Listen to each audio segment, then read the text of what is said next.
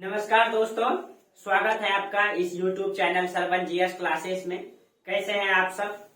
अब तो जल्द ही ठंड भी थोड़ा सा बढ़ गई है और एक महीना तो ठंड करेगी पूरा जनवरी, और उससे ज्यादा ठंड तो होगी नहीं और बहुत ज्यादा ठंड है भी नहीं। और बस अब एक दो दिन में आपका 1 जनवरी नया साल आ जाएगा और हम लोग 2023 में चल जाएंगे। और इस तरीके से साल दर साल बदलता रहता है दोस्तों। लेकिन हमारी भी जिंदगी में एक नया परिवर्तन, एक नया सोच और एक नई ऊर्जा हर साल कहीं न कहीं नई चीजें लेकर के आती है। इसीलिए और जब तक हम मेहनत करते रहते हैं तो कहीं न कहीं हमारे जीवन में भी परिवर्तन आते रहता है। और हमारे जीवन में नए साल तब आता है जब हम कुछ नए मुकाम को हासिल करते हैं। क्या तो हम लोग भी अपने संघर्ष को जारी रखें और अपने सिलेबस को जारी रखें और एक न एक दिन हमारे भी जीवन में नया साल की शुरुआत जरूर होगी। ठीक है, तो चलिए, और हम लोग एक दो दिन में फिर नए साल में क्लास स्टार्ट चलेगा आपका। ठीक है, हम भी यहीं रहेंगे और आप भी यहीं रहेंगे और क्लास भी चलता रहेगा। लेकिन दोस्तों समय नहीं है, समय भी चलता रहता है दोस्तों, समय रुकता नहीं है। ठीक है, पल भर में समय बदलते रहती है, इसलिए इसका बेहतर उपयोग करना सीखिए दोस्तों। इसका मतलब कि जो बेहतरीन यानी कि गुणवत्ता पूर्वक जो उपयोग होता है उसका उपयोग करना सीखिए। आजकल सभी लोग जो है कि मोबाइल में कौन कौन सा एप्लीकेशन यूज करते रहते हैं और इन सब जो आजकल एक नया ट्रेंड चल गया है रील्स का।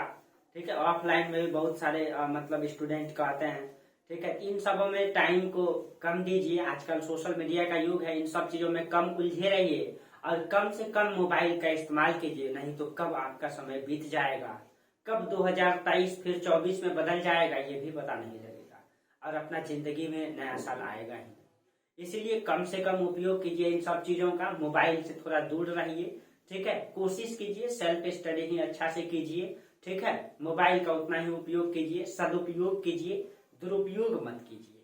ठीक है, और आजकल जो ट्रेंड है वो रील्स और कई सारे सोशल, इन सब चीजों से दूर रहिए दोस्तों। ठीक है, चलिए, तो हम लोग सिलेबस में कुषाण वंश का कनिष्क के बारे में आज हम लोगों को पढ़ना है। हम लोगों ने कुषाण वंश के बारे में जब पढ़ रहा था तो कुषाण वंश में हम लोग देखे थे कुजुल कदफिसेस नामक व्यक्ति ने कई सारे छोटे छोटे कबीलों को एकत्रित करके एक नए राजवंश की नींव डाला हिंदुस्तान की धरती पर, कुषाण वंश। और आज हम लोग देखेंगे कि कुषाण वंश में जो है भीम कदफिसेस आए उस कुजुल कदफिसेस के बाद, और उसके बाद आए कनिष्क। और कनिष्क की जो उपलब्धि है, कहा जाता है दोस्तों ये वर्तमान के 9 देशों में अपना साम्राज्य को विस्तारित किए थे। आप सोच सकते हैं वर्तमान के 9 देश में इसका साम्राज्य का विस्तार था। कहा जाता है कि इसने चीन तक के क्षेत्रों को कब्जा किया था। चीन को जीतने वाला ये हिंदुस्तान का पहला शासक था। ठीक है, और यही वो पहला शासक था जिसने भारत में शुद्ध स्वर्ण सिक्का जारी किया था। ठीक है, तो चलिए आज हम लोग इसके बारे में पूरा तरीके से चर्चा करेंगे। कहा जाता है कनिष्क के समय में, देखिए जब हम लोग चर्चा किए थे तो थोड़ा सा बता देते हैं आपको। जब कुजुल कदफिसेस आया, ठीक है, तो सबसे ये तो व्यक्ति कुजुल कदफिसेस जो है, कुजुल कदफिसेस कुजुल कदफिसेस तो संस्थापक रहा और ये एक योग्य व्यक्ति था दोस्तों। इन्होंने अपनी योग्यता का आधार भी प्रस्तुत किया। ठीक है, भारत की धरती पर। ठीक है, और ये अपने आप को भारतीय बताया। कुजुल कदफिसेस के बाद जो मतलब जो एक रेवतक अभिलेख है जो अफगानिस्तान के सोरटकोटल में पाया गया है, इसमें एक शासक का नाम आता है सुलिवन का, और कहीं भी इसका नाम नहीं आता है। नहीं तो कुजुल कदफिसेस के बाद डायरेक्ट भीम कदफिसेस का नाम आता है, भीम कदफिसेस का नाम आता है। और भीम कदफिसेस के बाद कनिष्क का नाम आता है, कनिष्क। ठीक है, इसका नाम आता है। और हम लोग पिछले क्लास में पढ़े थे कनिष्क ने बैक्ट्रिया और पार्थिया को, मतलब कि बैक्ट्रिया और पार्थिया में जो शासक हुआ करता था हर्नियस को पराजित किया था, जो डेमेट्रियस वंश का था। ठीक है, और उसको पराजित करके, सॉरी यूक्रेटाइटिस वंश का था, उसको पराजित करके इसने अपनी सत्ता डाली थी और इसने अपनी राजधानी को तक्षशिला बनाया था, तक्षशिला। ठीक है, और तक्षशिला। और जब मतलब ये जो है कुजुल कदफिसेस ने अपनी सत्ता को जो है कहां तक जीता था, तो कुजुल कदफिसेस के बारे में पिछले क्लास में चर्चा किए थे। ये सिंधु नदी का पश्चिम का क्षेत्र को जीता। और जब भीम कदफिसेस आया तो इसके बारे में कहा जाता है कि इसने तक्षशिला तक को जीता। तो आपको पता है यहाँ है आपकी गंगा, ठीक है, जो भारत की एक पवित्र नदी है, और ये है आपकी यमुना, ठीक है। और गंगा और यमुना यहाँ पे आपका पड़ता है मथुरा, इन दोनों के बीच में यहाँ पे पड़ता है आपका मथुरा, ठीक है। तो भीम कन्फ्यूशियस के बारे में कहा जाता है कि इसने जो साम्राज्य का विस्तार किया, ठीक है। तो देखिए हम सबको अलग अलग पेन से दर्शा देते हैं। तो मतलब अफगानिस्तान से इस क्षेत्रों से जो है ये वाला जो पूरा का पूरा क्षेत्र जीता, सिंधु नदी के उत्तर का क्षेत्र, सॉरी मतलब हाँ उत्तर पश्चिमी कह सकते हैं इसको, ठीक है। तो उत्तर का क्षेत्र या पश्चिम का क्षेत्र को, इस क्षेत्रों को किसने जीता? तो इस क्षेत्रों को जीता कुजुल कड़फिसेस ने, कुजुल कड़फिसेस ने। और सिंधु नदी का जो पूर्वी हिस्सा है मथुरा तक के क्षेत्र को, ये मथुरा तक का क्षेत्र है, इस क्षेत्रों को किसने जीता? तो इस क्षेत्रों को जीता भीम कड़फिसेस ना। इस क्षेत्रों को किसने जीता? तो इसको भीम कड़फिसेस। लेकिन कहा जाता है कि जब भीम कड़फिसेस के बाद कनिष्क आए, तो कनिष्क जो है आपका यहाँ पे पड़ता है आपका मगध, पाटलिपुत्र, ठीक है। मगध की राजधानी जो हुआ करती थी पाटलिपुत्र। और जो भागलपुर का क्षेत्र है, जो भागलपुर नाथ नगर, जो चंपा नाला है, वो अंग प्रदेश में आता है, ठीक है। तो अंग की राजधानी यहाँ इसके यहाँ पे पड़ता है चंपा, ठीक है। ये अंग की राजधानी है, अंग महाजनपद की राजधानी चंपा। ये जो भागलपुर की जो चंपा नाला है ना, यहाँ तक, ठीक है, यहाँ तक जो है कनिष्क जीतेगा। और पश्चिम में कहा जाता है कि तुर्की तक इसका साम्राज्य विस्तार था। दक्षिण में नर्मदा नदी इसका सीमा था, ठीक है। नर्मदा यानी विंध्याचल पर्वत, ठीक है, ये नर्मदा है और विंध्याचल पर्वत इसके ऊपर में, ठीक है। अब पूरब में जो है चीन तक जीता था। इसके बारे में अभी हम फिगर में दिखाएंगे आपको, ठीक है। एशिया का फिगर में अभी आपको दिखाएंगे, ठीक है। पहले इसकी उपलब्धि को समझते हैं हम लोग, इसके बारे में जो इतिहास में मतभेद है उसके बारे में समझते हैं। कहा जाता है कि भीम कड़फिसेस के बारे में, भीम कड़फिसेस जब सत्ता से हटा, इनकी जब मृत्यु हुई, तो इस बीच में तक्षशिला का एक गवर्नर था, ठीक है। जब कहा जाता है भीम कड़फिसेस और कनिष्क के बीच थोड़ा सा गैप दिखाई देता है, और उस गैप का फायदा उठा करके तक्षशिला का एक गवर्नर था, उसने जो है स्वतंत्रता की घोषणा कर दिया था, ठीक है। स्वतंत्रता की घोषणा करके और उसने जो है कि कुषाण वंश को अपनी मतलब हाथों में ले लिया था। इस बीच में जो है तक्षशिला का गवर्नर जो है फायदा उठाता है उसका, ठीक है। इसकी कमजोरी का फायदा उठाता है तक्षशिला का, यहाँ का कौन था? यहाँ का गवर्नर, ठीक है। लेकिन जब कनिष्क आता है तो फिर जो है कनिष्क इस गवर्नर को पराजित करके फिर से जो है कुषाण वंश की सत्ता को अपने हाथों में लेता है। लेकिन कहा जाता है कुषाण वंश में कनिष्क एक ऐसा राजा है जिसके जीवन के बारे में, जिसके जन्म, जिसकी मृत्यु, जिसकी उत्पत्ति, जिसके वंश, इन सब के बारे में मतभेद है इतिहास में। इन सब के बारे में इतिहास में जो है कनिष्क को लेकर के मतभेद है। कई सारे इतिहासकार इसके बारे में अलग अलग बातें कहते हैं। और कनिष्क के बारे में जो जानने का स्रोत है, ठीक है, वो उसमें अभिलेख में आपका 3-4 अभिलेख है। रैवतक अभिलेख, मणिक्याल अभिलेख, सुई विहार अभिलेख, सांची अभिलेख, मथुरा अभिलेख, ये ऐसे अभिलेख हम लिख देते हैं इसके बारे में। देखिए, हाँ, तो कनिष्क का जो है इनकी जानकारी का स्रोत, इनकी जो है जानकारी का क्या स्रोत है? जानकारी के स्रोत, ठीक है। तो इसमें देखिए, एक तो आपका रैवतक अभिलेख में इनकी चर्चा दिया गया है, रैवतक अभिलेख। एक है आपका सुई विहार अभिलेख, सुई विहार अभिलेख। एक आपका मथुरा अभिलेख, मथुरा अभिलेख। एक आपका सांची अभिलेख, सांची अभिलेख, ठीक है। इन सारे अभिलेखों में, ठीक है, एक और है आपका मणिक्याल अभिलेख, मणिक्याल अभिलेख।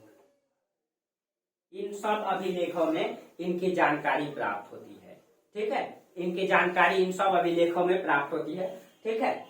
ये तो आपका अभिलेख ही हो गया। ये सब जो जानकारी के स्रोत में, ये सब आपका अभिलेख हो गया, ठीक है। इनके बारे में सिक्का से भी इनकी जानकारी प्राप्त होती है। सबसे शुद्ध सिक्का इसी ने जारी किया था।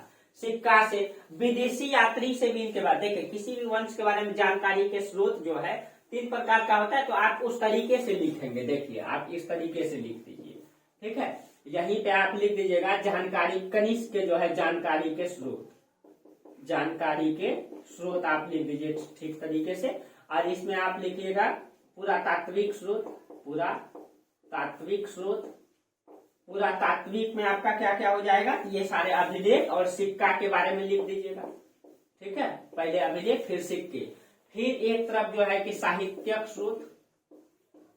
ठीक है, तो साहित्यक स्रोत, और एक लिख दीजिएगा आप विदेशी यात्री का विवरण, विदेशी यात्री का विवरण। ठीक है, विदेशी यात्री में हुएन सांग इसके बारे में चर्चा करता है, हुएन सांग। और साहित्यक स्रोत में इसके दरबार में रहा करते थे चरक, चरक।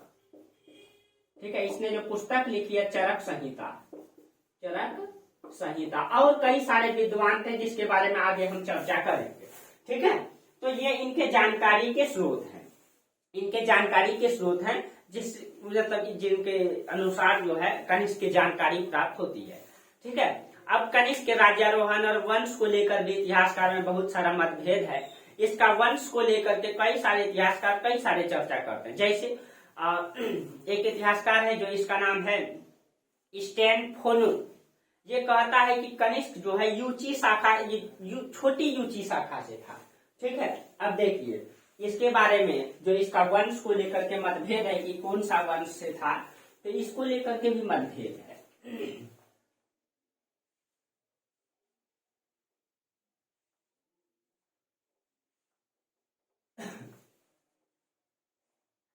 तो इसके बारे में एक इतिहासकार है स्टेनफेनो, स्टेनफेनो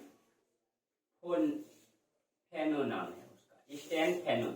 इनका कहना है स्टेनफेनो जो है ये स्टेनफेनो जो है ये जो है छोटी यूची शाखा से है। ये जो है इनका कहना है कि ये छोटी यूची शाखा से है, छोटी यूची शाखा, छोटी यूची शाखा से इनका कहना है, स्टेनफेनो का कहना है। इसका वंश को लेकर के रेवतक अभिलेख में कनिष्क को जो है भीम कदफिसेस का पुत्र बताया गया है। आप बताइए, देखिए जबकि रेवतक जो अभिलेख आपको बताए, ठीक है, रेवतक अभिलेख, इसमें जो है कनिष्क को भीम कदफिसेस का पुत्र कहा गया है, भीम कदफिसेस का जो है पुत्र कहा गया है, इसका पुत्र है कनिष्क। ठीक है, अब बताइए स्टेनफेनो कहता है ये छोटी छोटी ऊंची शाखा से है। अगर ये छोटी ऊंची शाखा से है भीम कदफिसेस का पुत्र नहीं है। अगर भीम कदफिसेस का पुत्र है तो ये जो है छोटी ऊंची शाखा से नहीं है। तो इन सब चीजों को लेकर के जो है इतिहासकार में जो है मतभेद है। ठीक है, अब रेवतक अभिलेख में कनिष्क ने अपने आप को खुद देव का पुत्र कहता है।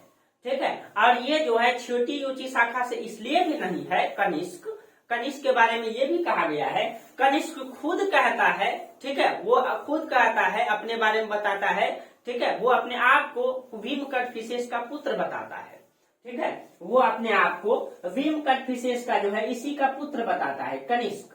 ठीक है, और रेवतक अभिलेख में वो अपने आप को जो है देवपुत्र कहता है। और ये जो मतलब देवपुत्र की जो उपाधि है चीन से हासिल किया गया था। चीन में जब हमला किया था भीम कदफिसेस, ठीक है, भीम कदफिसेस, तो वहीं से ये चीजें जो है यूची शाखा से मतलब अनुमानित होती है। ठीक है, कि कहीं न कहीं जो है ये भीम कदफिसेस से संबंधित है। और जब ये भीम कदफिसेस से संबंधित है तो इसका पुत्र कौन है, कनिष्क है। ठीक है, तो यहाँ भी कनिष्क अपने आप को भी भीम कदफिसेस का पुत्र बताता है। रेवतक अभिलेख में भी इसका प्रमाण है, इसीलिए स्टेनफेनो गलत कहता है। इसका मतलब ये छोटी ऊंची शाखा से है, ये बातें इनका कहीं कहीं गलत साबित होता है। ठीक है, क्योंकि अधिक प्रमाण जो मिलता है, ठीक है, वो भीम कदफिसेस का पुत्र के रूप में आता है। इसीलिए हम कह सकते हैं कि वो भीम कदफिसेस का पुत्र है। अब देखिए कुछ इस इतिहासकार और हैं। ठीक है, जैसे में कुछ इतिहासकार, एक इतिहासकार है फ्लीड और एक इतिहासकार है कैनेडी। इन दोनों का मानना है कि कनिष्क जो है वो कुजुल कदफिसेस और भीम कदफिसेस का, ठीक है, कुजुल कदफिसेस और भीम कदफिसेस का पहले शासक बना है। यानी कि दो इतिहासकार हैं, ठीक है, फ्लीड और कैनेडी, फ्लीड और एक इतिहासकार है कैनेडी। कैनेडी इन दोनों का मानना है कि कनिष्क जो है भीम कदफिसेस कुजुल कदफिसेस के पहले शासक बने, यानी कि इसने ये माना ही नहीं है कि कनिष्क जो है भीम कदफिसेस का पुत्र है, लेकिन इसने कोई मजबूत आधार पेश नहीं किया है। इसने जो है कोई मजबूत आधार पेश नहीं किया है। ठीक है, अब देखिए इसका आधार बिल्कुल गलत साबित हुआ है। ठीक है, जब उत्खनन कार्य किया गया मथुरा में, ठीक है, तक्षशिला में, जब तक्षशिला में उत्खनन कार्य किया गया तो वहां से जो सांस्कृतिक अनुक्रम प्राप्त किए गए, जैसे मैं कई बार बताऊं सांस्कृतिक अनुक्रम इतिहास में क्या होता है। मान लीजिए कि ये मतलब हम खुदाई किए कहाँ पे, तक्षशिला में एक स्थान है, वहां खुदाई किए। तो जब हम खुदाई करेंगे, सोचिए आप अपना इतिहास को कैसे जानिएगा।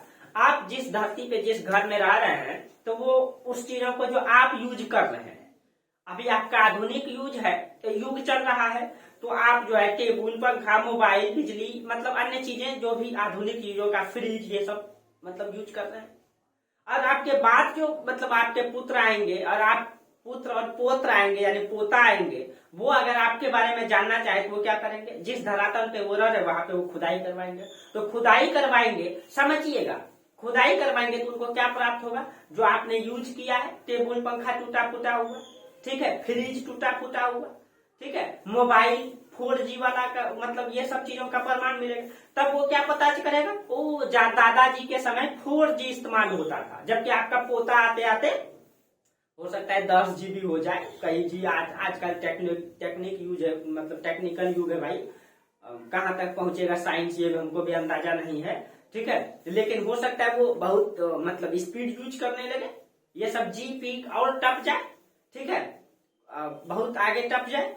तो अब वो देखेंगे दादाजी ऐसा फ्रिज ये यूज करते थे, उसके समय में बिना वायर वाला फैन आ जाएगा, बिना वायर वाला इलेक्ट्रिक सामान आने लगेगा, कई सारा चीजें, ऐसा बोर्ड आ जाएगा, वो सोचेगा वो लिखाने लगेगा, लिखने की जरूरत नहीं पड़ेगा। क्या आजकल मतलब साइंस बहुत डेवलप कर रही है।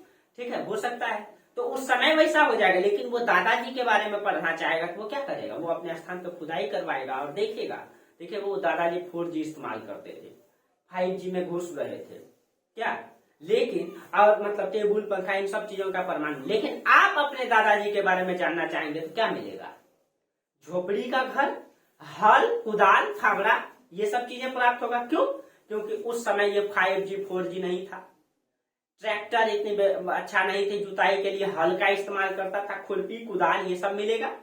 ये ब्लैक बोर्ड ऐसा वाला नहीं मिलेगा, क्योंकि उस समय जो है कि दूसरा वाला वो मोटा मोटा वाला जो बोर्ड का इस्तेमाल होता था। ठीक है, तो इन सब चीजों का तो आपको कैसे जानकारी मिलेगा, तो आप जिस स्थान पे है, मान लीजिए ये लेयर है आपके दादाजी का, ये आपका है, ये आपका पिताजी का, ये आपका है, आप इस लेयर पे आप रह रहे हैं आप।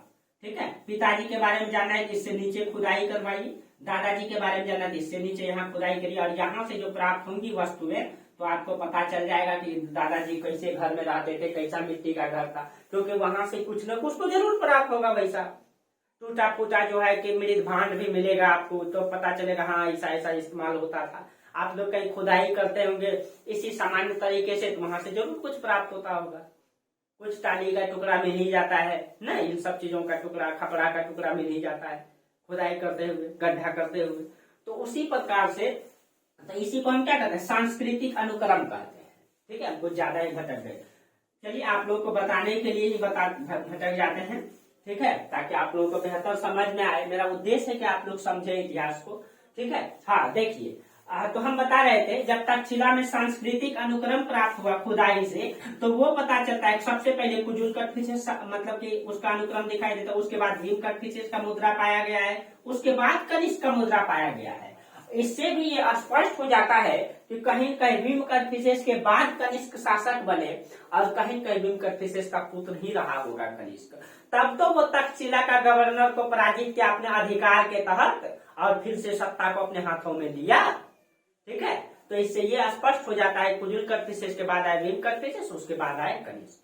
ठीक है, अब अलग अलग इतिहासकारों ने इसके राज्यारोहण को लेकर के, ये तो आपका वंश को लेकर के जो है कि अब मतलब यह मतभेद है, इसके जो है राज्यारोहण को लेकर के भी बहुत सारे इतिहासकार में मतभेद है। ठीक है, अब अलग अलग इतिहासकार ने इसका राज्यारोहण का अलग अलग तिथियां निर्धारित करने की कोशिश किया। जैसे आरजी भंडारकर, ठीक है, इसने कनिष्क का राज्यारोहण को 278 ईस्वी में हुआ है, ये बताया है। ठीक है, अब देखिए, अब इसका राज्यारोहण को समझिए, इसमें भी बहुत सारा मतभेद है। ठीक है, राज्यारोहण, अब देखिए राज्यारोहण को लेकर के भी इसमें मतभेद है। ठीक है, कि जैसे आरजी भंडारकर,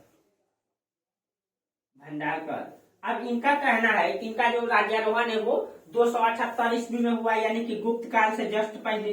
ठीक है, 278 ईस्वी में हुआ है। ठीक है, इनका कहना है। और उसी में आपका राज्यारोहण को लेकर के मार्शल और स्मिथ का कहना है। ठीक है, जॉन मार्शल और स्मिथ का मानना है कि कनिष्क का राज्यारोहण 125 ईस्वी में हुआ है। ठीक है, पूछ सकता है क्वेश्चन, मार्शल साहब का और स्मिथ का कहना है कि इनका जो राज्यारोहण 125 ईस्वी में हुआ है। ठीक है, 125 ईस्वी में हुआ है। और कई सारे इतिहासकार हैं, जिसमें फर्ग्यूसन है, एच.सी. राय चौधरी है, ओल्डबर्ग है, रैम्पसन है। ठीक है, इन लोगों का मानना है कनिष्क का राज्यारोहण जो है 78 से 101 ईस्वी रहा है। इसी का ये मतलब कि शासनकाल इसको बताए हैं। ठीक है, तो उसमें से आपका है फर्ग्यूसन, एच.सी. राय चौधरी, एच.सी. राय चौधरी, एच.सी. राय चौधरी, ओल्डबर्ग, रैम्पसन,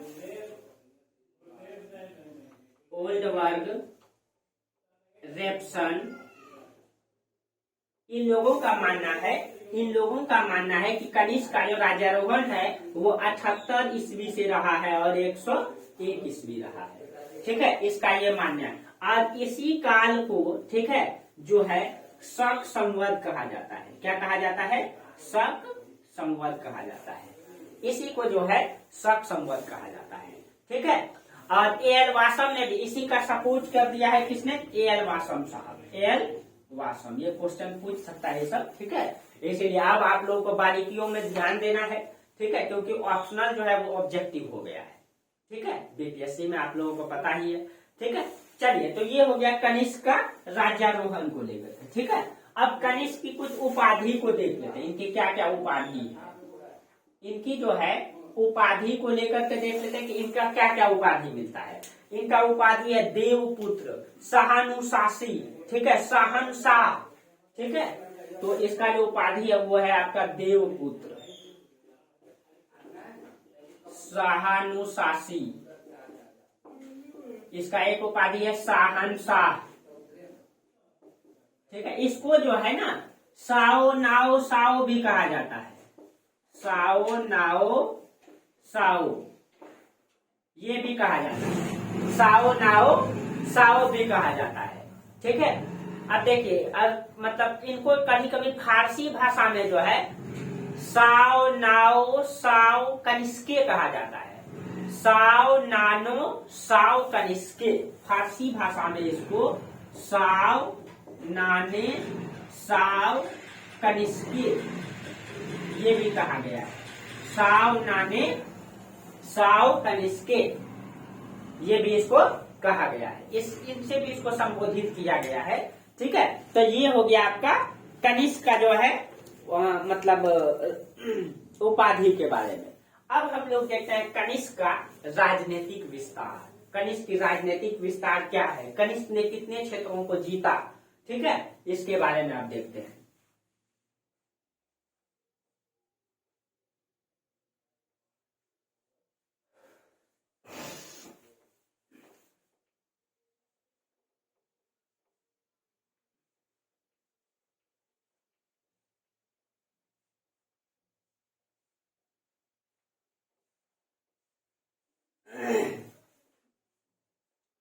देखिए दोस्तों, इसमें तो हम आप लोगों को एशिया का भी फिगर बताएंगे।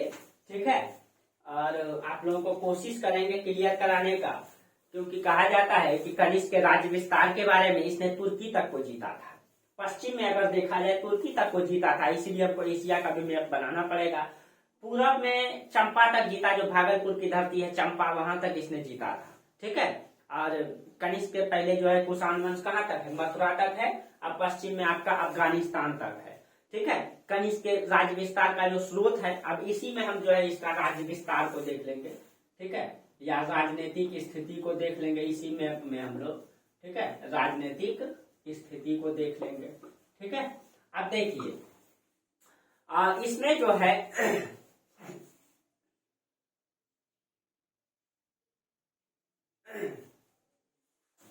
अब देखिए इसका जो राजनीतिक स्थिति यानी राज्य विस्तार का जो मतलब प्रमाण मिलता है वो जैवतक अभिलेख से मिलता है। जैवतक अभिलेख में इसमें जो है कनिष्क अपने समय के नगरों का उल्लेख करता है। उसमें जो है कौशाम्बी, साकेत, पाटलिपुत्र, चंपा यानी ये नगर, इन सारे नगर का इसमें ये उल्लेख करता है।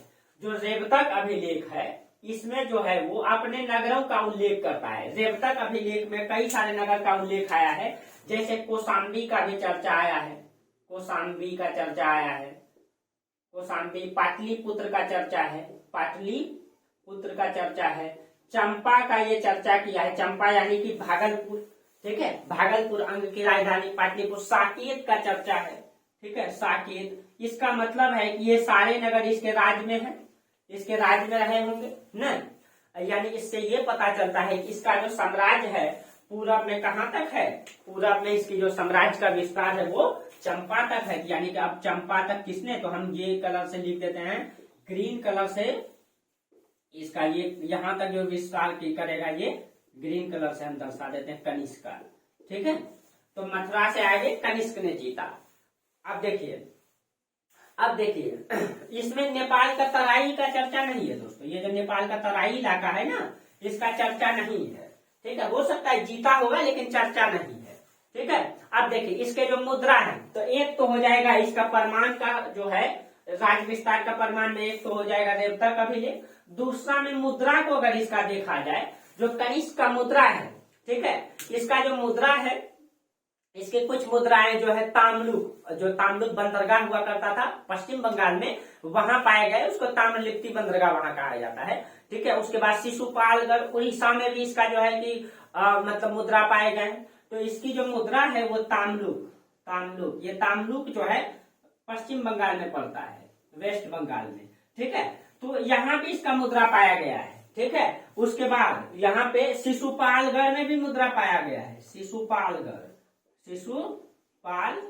में भी मुद्रा पाया गया। देखिए उड़ीसा ये हो गया आपका उड़ीसा, ये हो गया आपका बांग्लादेश, जो है वर्तमान में बांग्लादेश हो गया लेकिन ये बंगाल हुआ करता था पहले। ठीक है, यहाँ पे हुआ करता था ताम्रलिप्ति बंदरगाह, यहाँ इसका मुद्रा पाए गए। तो इतिहासकारों का मानना है इन क्षेत्रों को, यानी जहां तक उसने साम्राज्य का विस्तार नहीं किया था, यहाँ से उनका व्यापार बड़ी मात्रा में था। ठीक है, व्यापार जो है बड़ी मात्रा में था और वहां के मार्केट में इसका मुद्रा का उपयोग होता था, इसीलिए वहां भी मुद्रा का प्रमाण इसका मिला है। ठीक है, इनका ऐसा मानना है। ठीक है, लेकिन इसका वास्तविक रूप से जो इतिहासकार ने अनुमान लगाया है कि चंपा तक इसका वास्तविक रूप में मतलब साम्राज्य का विस्तार था, उसके बाद उसके आगे व्यापार होता था, इसीलिए वहां उसका मुद्रा पाया गया। पश्चिम में अगर कहा जाए, ठीक है, पश्चिम में जो इसका साम्राज्य का विस्तार ऐसा माना जाता है कनिष्क के समय पश्चिम में इसका जो व्यापार था वो मजबूत था। इस समय यूनान से, रोम से व्यापार मजबूत अवस्था में चलता था, इसीलिए जो है समुद्री मार्ग से व्यापार प्रचलित था। तीसरा अभिलेख है मणिक्याल अभिलेख, इसका ये दूसरा अभिलेख है जो कि पंजाब में मिला है। इससे इतिहासकारों ने यह अंदाजा लगाया कि इसने पंजाब क्षेत्र को जीता होगा।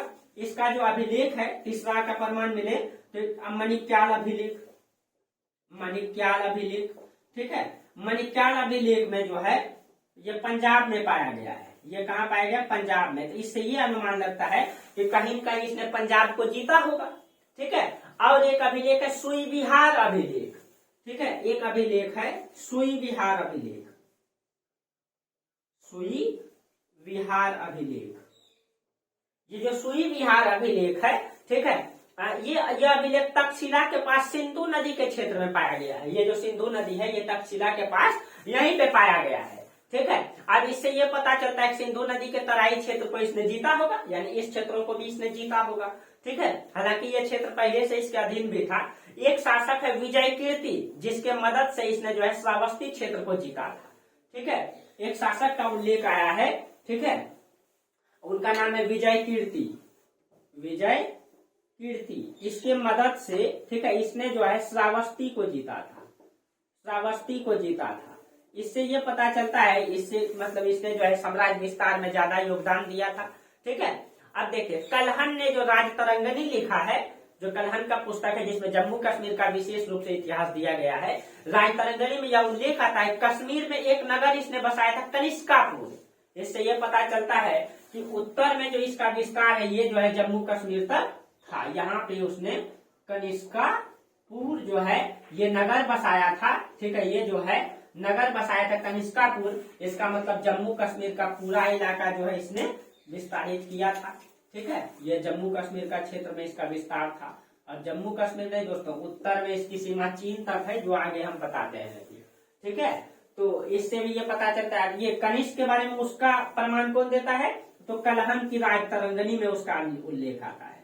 कलहन की जो पुस्तक है राज तरंगनी, इसमें उसका उल्लेख आता है। इसका मतलब है कि इसने वहां को भी मतलब कि जम्मू कश्मीर को भी जीता। एक नगर जो है इसने सिंधु नदी के क्षेत्र में बसाया था जिसका नाम था शीर्षक। ठीक है, इन सभी प्रमाणों से ये पता चलता है कि वर्तमान में इसकी सीमा 9 देशों में फैला हुआ था। पश्चिम में इसकी सीमा तुर्की से, पूर्व में बिहार तक था, उत्तर में जो है जम्मू कश्मीर नहीं चीन से लेकर के दक्षिण में इसकी सीमा जो था, ठीक है, वो मतलब नर्मदा नदी तक था। ठीक है, और उत्तर में इसकी सीमा जो है, अगर उत्तर का स्थिति को देखा जाए तो इसकी जो सीमा है, ठीक है, आप उसको गूगल में सर्च मारिएगा, यहाँ तक फैला हुआ है ऐसे करके। ठीक है, यहाँ तक फैला हुआ है, ये चीन तक इसने अपनी साम्राज्य को विस्तारित किया था। ठीक है, और ये जो आपका सिल्क रूट है ना, ये जो सिल्क रूट है, ये जो काराकोरम मार्ग है, यहाँ पे जो काराकोरम, यहाँ पे लद्दाख काराकोरम श्रेणी यहाँ पे है, उसके बाद लद्दाख श्रेणी है, जो काराकोरम मार्ग है। ठीक है, इस पे इन्होंने अपना जो है, अभी इसमें विवाद है भारत चीन में। ठीक है, यही जो सिल्क रूट है ना, इसी में इसने कब्जा कर लिया था और इसका लाभ इसको बहुत ज्यादा हुआ था। कहा जाता है जब आपको सिल्क रूट के बारे में मैप में बताएंगे, ठीक है, तब हम आगे चर्चा करेंगे। सिल्क रूट पर इसने जब कब्जा कर लिया था, सिल्क रूट एगो इधर से ही जाता था ऐसे करके, ये यूनान चले जाता था, अफगानिस्तान का ये काबुल होते हुए ये चल जाता था उधर। तो इसी पर इसने कब्जा कर लिया था, जो कि चीन से बड़ी मात्रा में रेशम जो है यहाँ पे जाता था, यूनान जाता था, क्योंकि यूनान ठंडा प्रदेश है, वहां के लोग जो है रेशम का कपड़ा का उपयोग करते थे, तो यहाँ से रेशम भेजता था वो, तो मतलब चीन भेजता था। लेकिन कनिष्क ने उसके रास्ते पर कब्जा कर लिया। ठीक है, और इसने मीडिएटर की भूमिका निभाया, यानी कि मध्यस्थता, यानी इसका जो है कि जो चीन का जो रेशम था उसको इसने ये जो है कि खरीद लिया और यहाँ से तब उसको भेजा और उस पर ज्यादा टैक्स लागू कर दिया। इससे खूब मुनाफा हुआ कनिष्क को। कहा जाता है कनिष्क के समय शुद्ध मुद्रा सोने की सिक्का जारी किया गया था। इस पे स्पष्ट प्रमाण होता है, स्पष्ट होता है कि कहीं न कहीं जो है भारत उस समय सोने की चिड़िया बन रही थी, क्योंकि कनिष्क ने जो मतलब सिल्क रूट पर जो कब्जा किया था, उससे जो है यूनान के लोगों को ये बड़ी मात्रा में रेशम भेजते थे, बड़ी मात्रा में भारत के मसाले भेजते थे। ठीक है, और कई सारे सूती वस्त्र को भेजते थे, जिससे कि यूनान के लोग जो है वहां से उसके बदले में सोना भेजा करता था, चांदी भेजा करता था, और उस समय भारत सोने की चिड़िया बन रही थी। ठीक है, और कहीं कहीं सोना बहुत था, तब तो सोना का सिक्का जारी कर दिया, इतना शुद्ध सोना। ठीक है, शुद्ध सोने के सिक्का इसने जारी किया था। ठीक है, हाँ, अगर इसका साम्राज्य विस्तार को अगर एशिया का मैप में देखा जाए तो स्पष्ट हो जाएगा। क्यों? क्योंकि पश्चिम में इसकी सीमा तुर्की तक है, ये तो आपका अफगानिस्तान है, उसके बाद आपका ईरान आता है, उसके बाद इराक आता है, उसके बाद सीरिया आता है। ठीक है, उसके बाद इधर तुर्की आता है। तो इसको जो है ऐसे नहीं, ठीक है, इसको हम एशिया का मैप में आपको एक बार क्लियर कर देते हैं। ठीक है, आप लोग मैप को एक बार एटलस को उल्टाइए ना, उसमें समझ में आ जाएगा। जो एशिया का मैप जानते हैं तो बिल्कुल अच्छा बात है, और नहीं जानते तो एक बार आप लोग एटलस खोल लीजिएगा।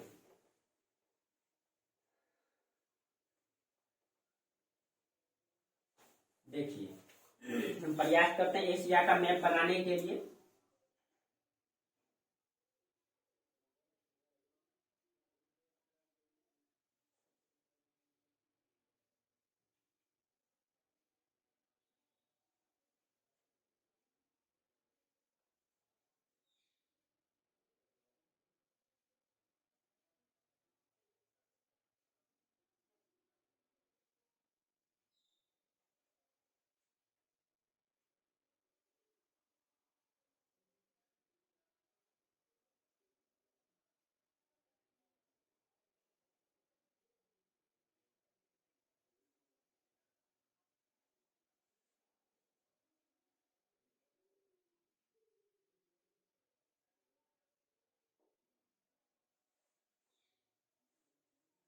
इधर ये आपका इंडोनेशिया हो जाएगा,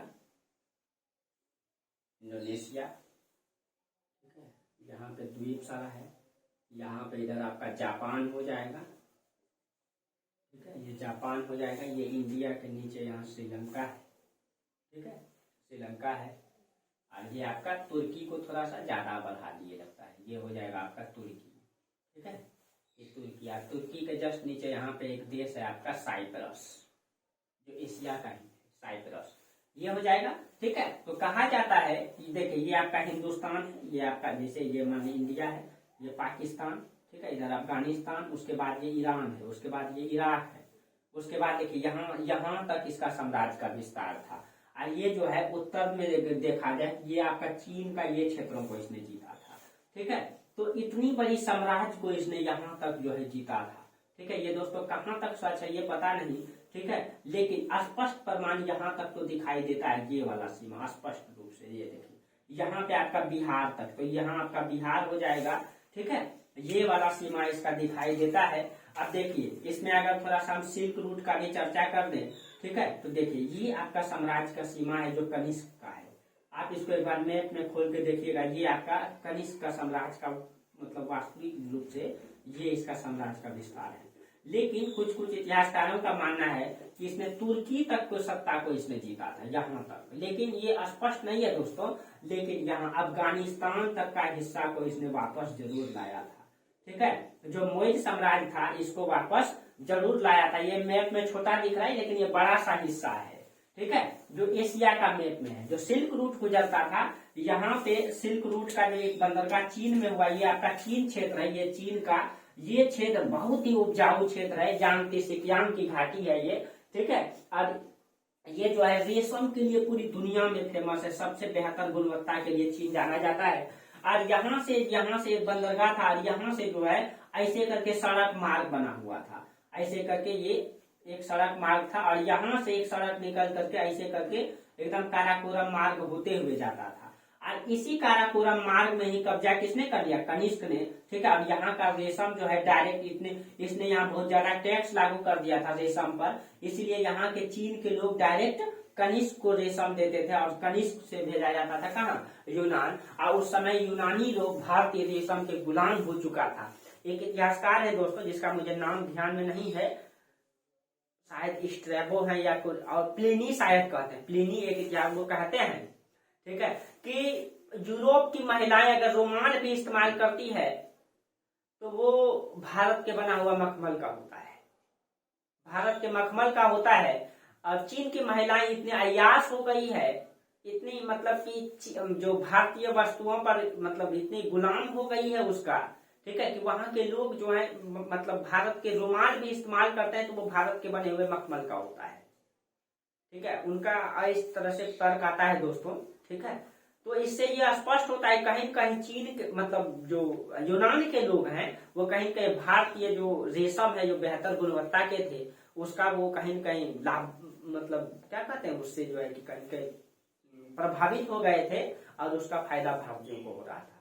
कहा जाता है उसने कहा है, प्लिनी कहते हैं कि मतलब यूनान में जो है उस समय कहा जाता है यूनान की महिलाएं अगर इस तरीके से अय्याशी में लीन हो गई है, ठीक है, कि इसका मतलब जिसके कारण से यूनान का साम्राज्य नष्ट हो रहा है और इसका डायरेक्ट लाभ जो है भारतीयों को हो रहा है।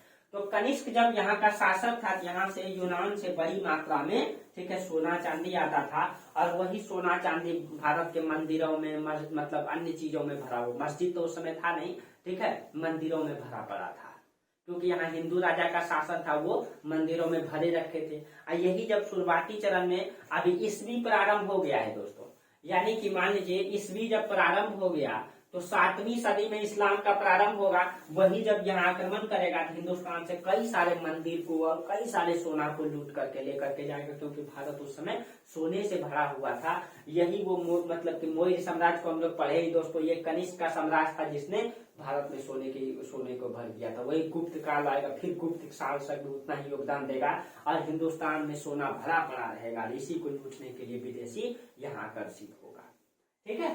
तो ये आपका मैपिंग है, ठीक है, ये दक्षिण में यहाँ तक फैला हुआ था।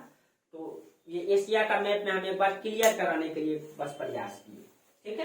चलिए अब देखिए आगे इसके बारे में क्या क्या उल्लेख आता है। एक बार आप लोगों को रेशम मार्ग के बारे में जरूर दिखा करके मैप में आपको बताएंगे, पूर्णतः पूरा वर्ल्ड का मैप में, तब आपको ज्यादा क्लियर हो जाएगा।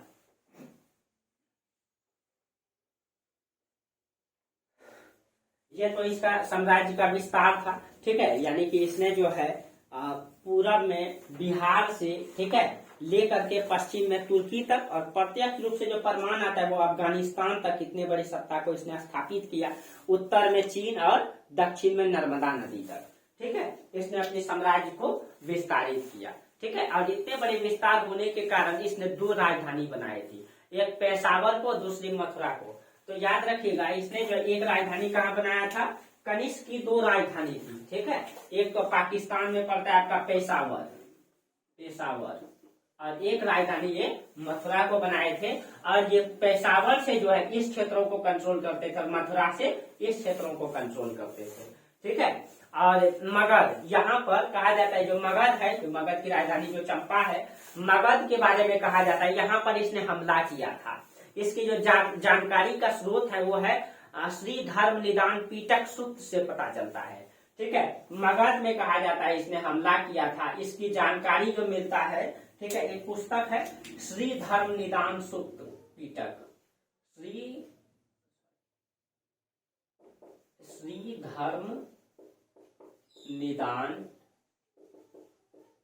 सूक्त पीटक, ठीक है। इसी से इसके मतलब मगध में आक्रमण का पता चलता है। कहा जाता है इसमें श्री धर्म निदान पीटक सूक्त से पता चलता है कि मतलब इसमें कहा गया है, इसमें यह उल्लेख आता है कनिष्क ने मगध से 3 वस्तुएं लेकर के गया था, ठीक है। इसमें जो है अश्वघोष जो कनिष्क के दरबार में रहता था, अद्भुत मुर्गा और बुद्ध का भिक्षा पात्र, ठीक है। याद रखिएगा ये क्वेश्चन में पूछा जाता है। तो एक तो अश्वघोष को लेकर के गए थे, ठीक है, अश्वघोष को। और ये अश्वघोष जो व्यक्ति थे ये जो है जो विद्वान थे, ठीक है, जो कनिष्क के दरबार में रहते थे। दूसरा अद्भुत मुर्गा लेकर के गए थे, ठीक है। और तीसरा जो इसने लेकर के गया था वो था बुद्ध का भिक्षा पात्र, जो बौद्ध भिक्षु लोग जो जिसमें मतलब बर्तन में भिक्षा मांगते हैं उसी को भिक्षा पात्र कहा जाता है।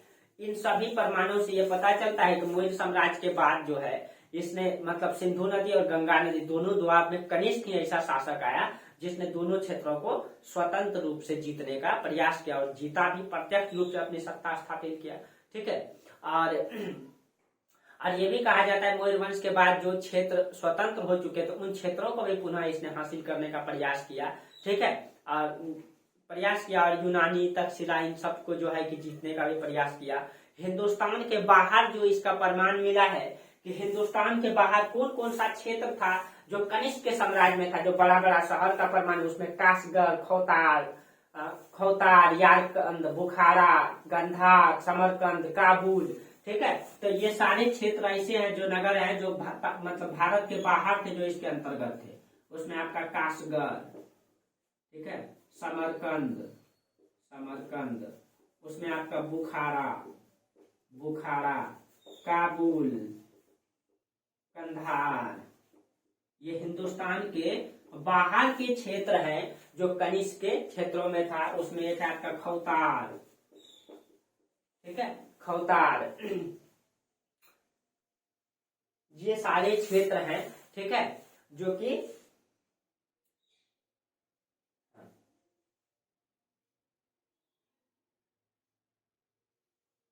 एक है आपका यारकंद,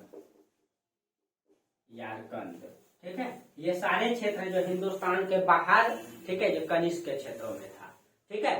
अब देखिए कनिष्क का जो चीन से संबंध था, ठीक है, तो कनिष्क का चीन से क्या संबंध था इसके बारे में भी हम लोग चर्चा कर लेते हैं। कहा जाता है कनिष्क के बारे में कि कनिष्क से पहले विमकर्तिसेस आया था। विमकर्तिसेस ने कनिष्क में हमला मतलब कि चीन में हमला किया था, ठीक है। तो कनिष्क का चीन से क्या संबंध था, चीन से संबंध, ठीक है। अब चीन को लेकर के कहा जाता है, ठीक है, चीन को लेकर के कहा जाता है कि विमकर्तिसेस पहला शासक हुए जिसने चीन पर भी हमला किया था, कुषाण वंश का, ठीक है। अब देखिए विमकर्तिसेस जब हमला किया था चीन तो चीन जो है भीम कनफ्यूशियस को पराजित कर दिया था। ठीक है, भीम कनफ्यूशियस को पराजित कर दिया था। और कहा जाता है उसके बाद चीन ने जो है कनिष्क के समय, ठीक है, चीन ने कनिष्क के समय जो है चीन ने खुद आक्रमण किया। कहा जाता है कच्छ के रण तक का क्षेत्र को, इस क्षेत्रों को उसने चीन के शासक ने जीत लिया था। ये कहां तक सही है दोस्तों ये पता नहीं, लेकिन कहा जाता है कच्छ का रण तक के क्षेत्र को, ये क्षेत्रों को उसने जीता था चीन ने। ठीक है, अब कच्छ के रण तक का भूभाग को जीत लिया था। ठीक है, लेकिन बाद में ये उल्लेख आता है कि कुषाण वंश के शासक जब कनिष्क आए, ठीक है, तो चीन में उस समय जो है मतलब हान वंश का सत्ता था। ठीक है, चीन में उस समय, यहाँ पे चीन में हान वंश का सत्ता था। और इसका जो सेनापति था उसका नाम था फान चाऊ, फान चाऊ। ठीक है दोस्तों, कहानी को फिर से थोड़ा सुलझा देते हैं। हुआ ये चीन से संबंध के बारे में कहा जाता है। चीन में सबसे पहले भीम कनफ्यूशियस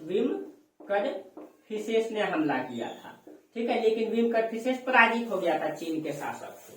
ठीक है, उसके बाद जब कनिष्क शासक बना तो कनिष्क के समय में चीन के शासक ने हमला किया। ठीक है, और चीन के शासक ने हमला करके कच्छ का रण तक को क्षेत्र को जीत लिया। ठीक है, उसके बाद उस समय चीन में हान वंश की सत्ता था। उसका सेनापति जो है, हान वंश का जो सेना नायक था या सेनापति था, ये फान चाऊ था। ठीक है, तो फान चाऊ कनिष्क के समय था। तो कनिष्क ने जो है, कनिष्क तो हारा हुआ व्यक्ति था, कनिष्क को जो कनिष्क का क्षेत्रों को जीता था, फिर भी कनिष्क ने, कहा जाता है, फान चाऊ के पास ये मतलब कि राजा की एक पुत्री हुआ करती जो देखने में बहुत सुंदर थी। कहा जाता है कनिष्क ने इसके पास जो है ये प्रस्ताव भेजा, चिट्ठी भेजा। ठीक है, इसके जो हान वंश की जो राजकुमारी थी उनसे विवाह का प्रस्ताव भेजा, लेकिन फान चाऊ क्या करता है, वापस कर देता है। इससे जो है कनिष्क क्रोधित हो जाता है, अपना अपमान समझता है, और कनिष्क जो है कुषाण पे हमला कर, मतलब सॉरी, जो कनिष्क है वो चीन पे हमला कर देता है। चीन पे हमला करके उसने इतने बड़े भूभाग को जीत लेता है और अपने अधीन कर लेता है। ठीक है, ये उल्लेख आता है इसमें। ठीक है, ह्वेनसांग इसका उल्लेख करता है। ह्वेनसांग कहता है कि सोंगयून पर्वत को पार करके उसने अपने क्षेत्रों को मतलब कि विजित किया। सोंगयून पर्वत मतलब हिमालय पर्वत को चीन में जो है सोंगयून कहा जाता है, और उसको पार करके उसने जीता। ठीक है, तो यानी कि चीन तक के क्षेत्रों को इसने जीता था। ठीक है, आप लोग इसका गूगल में मैप ढूंढेंगे तो आपको मिल जाएगा। ठीक है, और चीन का जो व्यापारिक मार्ग था, ये मार्ग पर भी इसने कब्जा किया था। ठीक है, अब देखिए कनिष्क के समय अगर मुद्रा निर्माण के बारे में कहा जाए, चीन से संबंध आप समझ गए। ठीक है, इसके बारे में मुद्रा निर्माण के अगर बारे में कहा जाए, मुद्रा निर्माण, तो इसके समय में जो मुद्रा का निर्माण होता था वो तीनों धातु का होता था, सोना चांदी तांबा सबका होता था। ठीक है, सोना का भी होता था, चांदी का भी होता था और तांबे का भी होता था। ठीक है, लेकिन सबसे बेहतर सबसे शुद्ध सिक्का जो है, ठीक है, ये सोना का मिला है। सबसे शुद्ध सिक्का, बेहतर सिक्का सोने का था। और कहा जाता है इसके समय में अर्थव्यवस्था बहुत बेहतरीन रही होगी। ठीक है, इसीलिए इसने सोने की सिक्का जारी किया था। ठीक है, इसके मुद्राओं पर यूनानी देवता, ईरानी देवता, बौद्ध धर्म, ब्राह्मण धर्म से जुड़े देवता का प्रतीक मिला है। इसका जो सिक्का है उसमें यूनानी देवता का भी प्रतीक मिला है। ठीक है, क्योंकि उस प्रभाव क्षेत्र में था। ईरानी देवता का भी मतलब मिला है। ठीक है, बौद्ध धर्म का भी प्रतीक मिला है, ब्राह्मण धर्म का भी प्रतीक मिला है। ठीक है, ये सारे प्रतीक इसके मुद्राओं पर मिला है। ठीक है, इसका मतलब है कि इसका राज्य का विस्तार यूनान, ईरान, भारत तक फैला हुआ था। ठीक है, इसके समय में द्विभाषी मुद्रा का जो प्रचलन था, यानी दो भाषाओं में जो मुद्रा छपता था उसको इसने समाप्त कर दिया था। भारत के उत्तरी पश्चिमी क्षेत्र में जो मतलब कि छपता था, ठीक है, और ईरानी भाषाओं में मुद्रा जारी किया इसने। कहा जाता है कि मतलब इसने जो है द्विभाषी मुद्रा इससे पहले चलता था। ठीक है, जो द्विभाषी मुद्रा कहाँ चलता था, इस क्षेत्रों में, क्योंकि यहाँ हिंदुस्तानी और यूनानी प्रभाव दोनों दिख रहा था, इसलिए यहाँ द्विभाषी मुद्रा चलता था। उसको इसने समाप्त करके, ठीक है, इसने जो है ईरानी मुद्रा जारी किया। ठीक है, कौन सा मुद्रा जारी किया, ईरानी मुद्रा, ईरानी मुद्रा जारी किया। ठीक है, द्विभाषी मुद्रा को इसने समाप्त कर दिया था। ठीक है, अब देखिए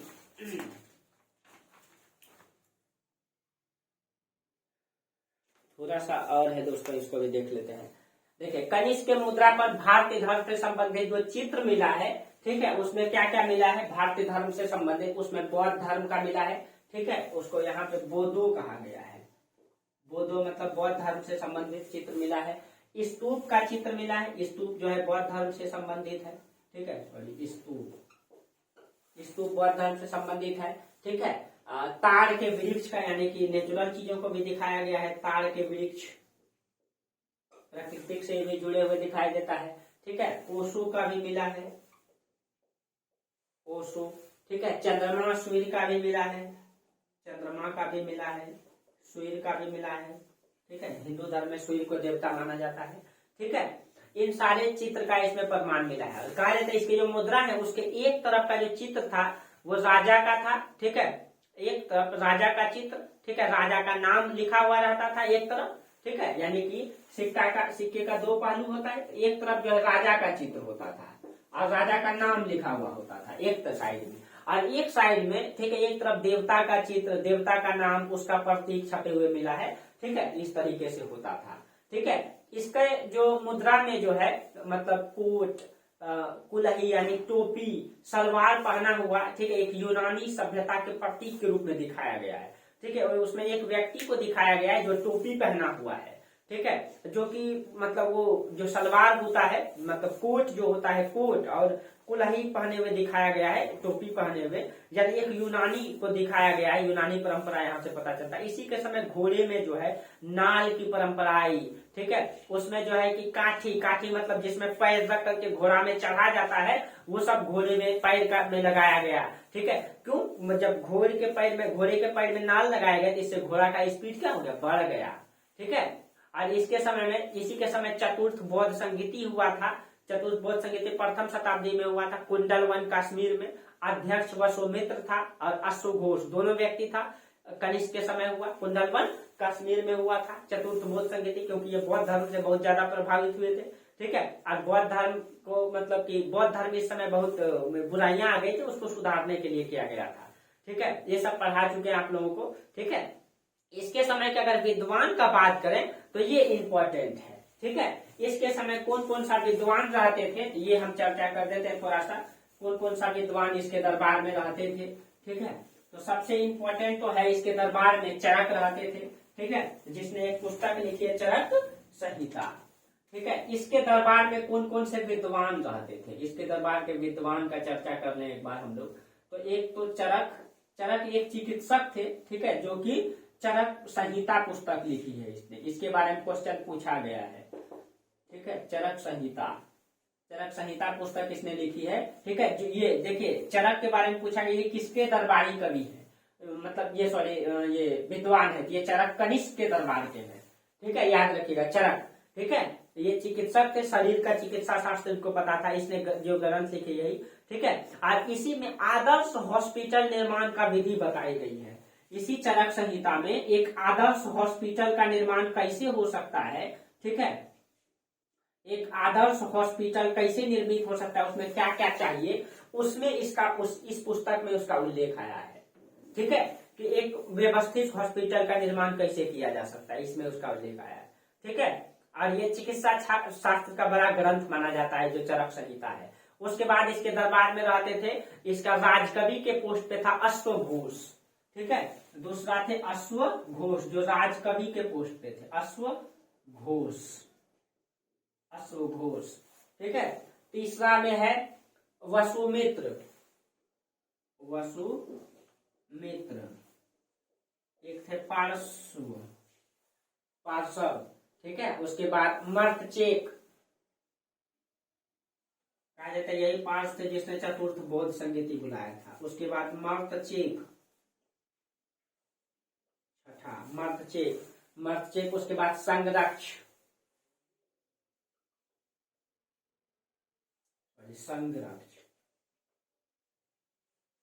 ठीक है। सातवां में है आपका एजीसी लाओस,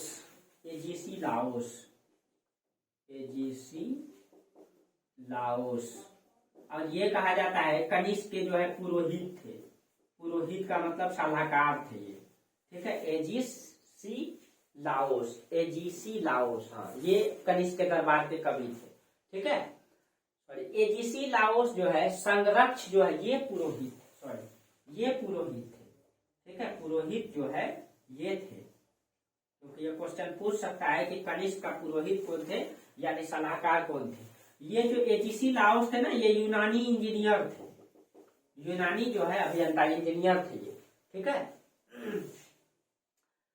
ठीक है, कनिष्क ये सारे कनिष्क के दरबार में रहते थे, ठीक है। कनिष्क ने काशगर, तिब्बत, जापान एवं चीन, ठीक है, हाँ, इस समय जो है ये बौद्ध धर्म से बहुत प्रभावित थे, इसीलिए इसने बौद्ध धर्म का प्रचार प्रसार पूरे एशिया में किए थे, ठीक है, कनिष्क ने, ठीक है। कनिष्क के समय ही जो है कि पूरा एशिया में, ये तो अशोक के समय ही प्रारंभ हो गया था, लेकिन कनिष्क ने इसमें बहुत ज्यादा योगदान दिया, बौद्ध धर्म को पूरी दुनिया में विस्तारित करने में। इसने काशगर, तिब्बत, जापान, चीन में धर्म प्रचारकों को भेजा था, ठीक है। इसी समय गंधार शैली, मथुरा शैली का विकास होना शुरू हुआ था कनिष्क के समय, ठीक है। तो और कहा जाता है कि कनिष्क ने अपने योगदान से अपने साम्राज्य को जितना विस्तारित किया दोस्तों, ठीक है। कहते हैं ना कि योग्यता व्यक्ति का परम आधार होता है, ठीक है। आप अपने कर्तव्य से जाने जाते हैं, ठीक है, बिना मेहनत का क्या होता है दोस्तों। तो कहा जाता है कि कनिष्क ने अपने साम्राज्य को अपने मेहनत से, अपने कर्म से, अपने योगदान से जितना विस्तारित किया था, ठीक है, उतना ही अयोग्य इसके आने वाले उत्तराधिकारी हुए दोस्तों, जिसके कारण से कनिष्क का जो कुषाण वंश था वो धीरे धीरे जो है, ठीक है, नष्ट होता चला गया, ठीक है, पतन की ओर शुरू हुआ। कहा जाता है कनिष्क के बाद जो शासक बने, उसके बाद आए वाशिष्क, हुविष्क, लिख देते हैं दोस्तों, जिसका कोई योगदान नहीं है, ये बिल्कुल अयोग्य शासक थे। तो कनिष्क के बाद जो सत्ता में आए वो आए वाशिष्क, यहाँ लिख देते हैं वाशिष्क। वाशिष्क के बाद आए हुविष्क,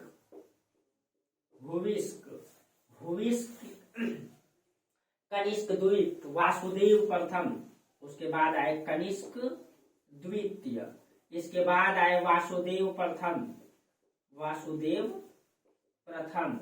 ठीक है। और वासुदेव प्रथम के बाद कनिष्क द्वितीय, वासुदेव द्वितीय, उसके बाद आए कनिष्क तृतीय हो जाएगा नहीं, कनिष्क जो है तृतीय, अब वासुदेव द्वितीय, उसके बाद वासुदेव द्वितीय, और लास्ट शासक है इसका केदार, ठीक है, केदार। ये जो है कुषाण वंश का अंतिम शासक है, ये कुषाण वंश का अंतिम शासक है, जिसका उल्लेख आता है कुषाण वंश में, जिसका कोई योगदान नहीं है, ठीक है। और यही मतलब कि केदार को पराजित करेगा समुद्रगुप्त, ठीक है, समुद्रगुप्त, और इसीलिए गुप्त वंश की नींव डालेगा। तो केदार के बाद गुप्त वंश आ जाएगा, पाटलिपुत्र, ठीक है। तो इस तरीके से कनिष्क का योगदान रहा दोस्तों। कनिष्क ने हिंदुस्तान में जो है कि हिंदुस्तान की धरती को विस्तारित किया, हिंदुस्तान की धरती को सोने की चिड़िया बनाने में बहुत बड़ा योगदान दिया, ठीक है। एक योग्य व्यक्ति था, एक योग्य सेना नायक था, ठीक है। इसके जन्म उत्पत्ति को लेकर के बहुत मतभेद है, लेकिन इसने जो योगदान दिया हिंदुस्तान की धरती को सोने की चिड़िया बनाने में, इसको इतिहास कभी भूलेगा नहीं दोस्तों ना। और कहीं न कहीं इतिहास को बेहतर जानना जरूरी है, ठीक है। चलिए, और आप लोग बेहतर से बेहतर और चाहते हैं तो आप लोग कमेंट जरूर करें, कहीं कमी महसूस होता है तो वो भी करें, और हम बेहतर बताने का प्रयास करेंगे, ठीक है।